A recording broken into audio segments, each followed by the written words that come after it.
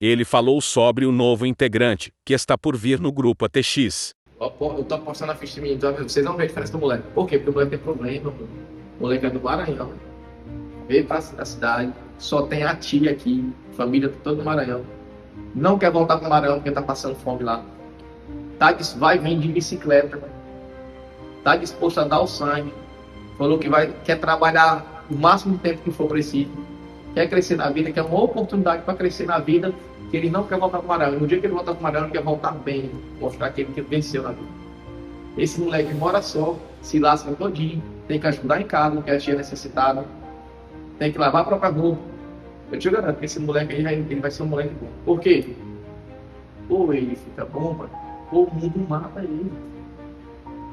Diferente de boa parte de vocês, que chega em casa feliz da vida, porque tem 1.000 de conta e tem 1.500 na conta. É diferente, cara. O moleque tem um propósito de vida. Ele não quer pagar o boleto de energia para ter certeza que quer. Esse não é o foco dele. Entendeu o game?